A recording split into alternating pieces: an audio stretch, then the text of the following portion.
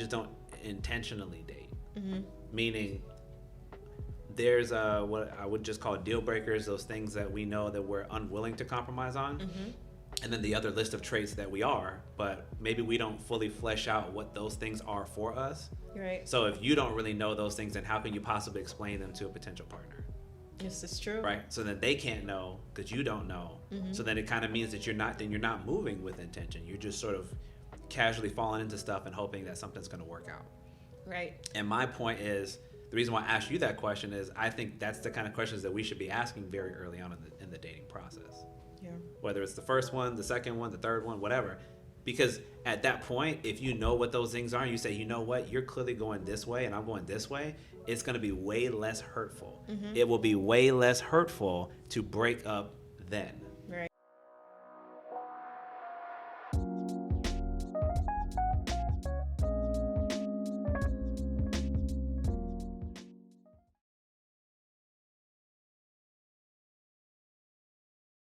How and what would you describe as what you would expect of that person if they wanted you to take them seriously? What would you say you would need from them? I would need to take their word. What they share with me about their goals, how they see their future with their wife, Right. and their children, where they want to be. These are the conversations I'm listening and entertaining right now. But for sure what their vision is, because if we are doing this together, I need to know where your head is and Correct. what you see for us as a unit. Right.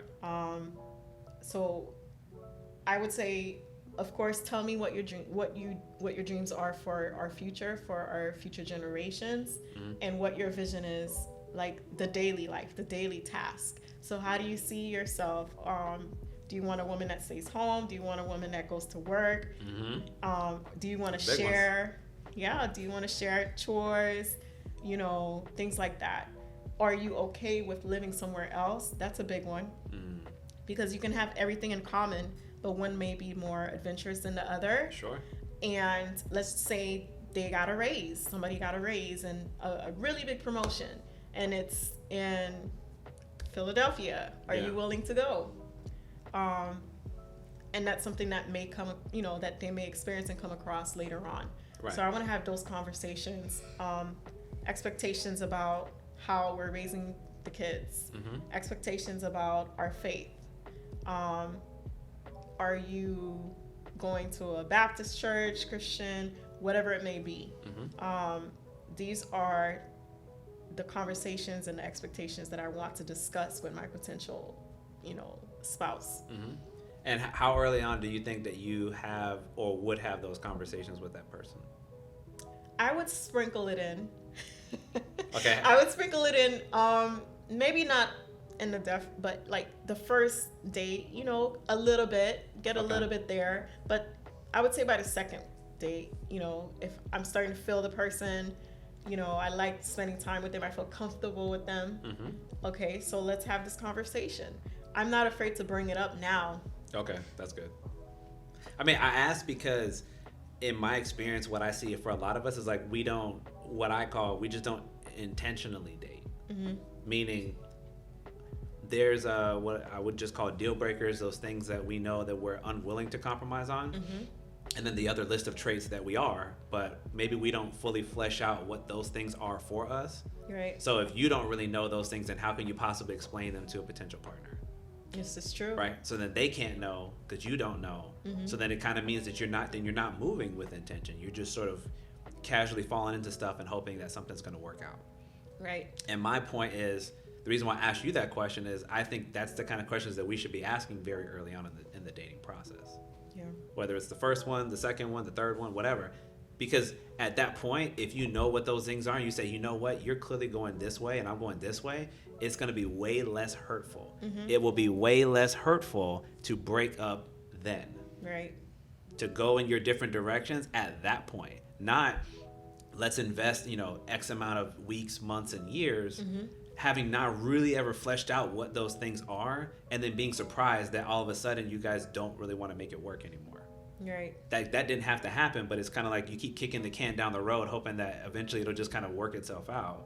And I'm just like, it doesn't work that way, man. Yeah. You actually got to talk about those things. It's a fear, though. Like, it's a fear of not rejection, but a fear of it's not going to work out with this person. And then I have to, start over, or I have to put myself out there again. I would rather just keep it going. It's safer. Listen, I get that. I mean, having to go back out there over and over again, yeah, it can be rough. But at the same time, if you know there's things that you're maybe compromising in that you know that you can't, or the things that when you finally give yourself the space to really consider what you need from a partner, and you know that when you finally talk about it, they don't hit a lot of those checks, right?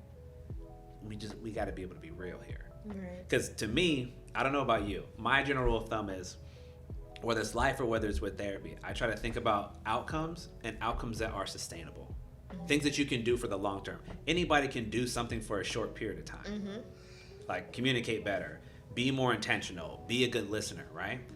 It's hard to do that for a lifetime if that's not truly the path that you really want to take. Yeah. So I don't support that. I don't encourage that. That doesn't make sense. Because again, eventually you're going to get to the point where it's not going to work. And now maybe you've invested 5-10 years. Now you have a couple of kids. Now you have a property. Now you got to divide and separate and split all that up. And that's going to inherently be more difficult. Yeah. Than if we just did it more in the earlier weeks, maybe few months in that process, and gave ourselves a space to move forward and find somebody who more closely aligned with what we wanted. I would say that would save a lot of heartache, trouble, money, all of the above. Yeah. If the conversation was held. I agree. That's why I want it to be more, much more of like the beginning steps of that process. Again, if you're being serious, if you just want to mess around, like I get it. When you're young, whatever, live your life. But I'm talking about when you really want to be serious. Yeah. To me, this is the way you should move. This is the way you should behave. Not only if you want to, in my case, if you want a woman to take you seriously, but I think also for the woman, thinking about that in terms of how you portray yourself. So you want the man to take you seriously. Like it definitely goes both ways.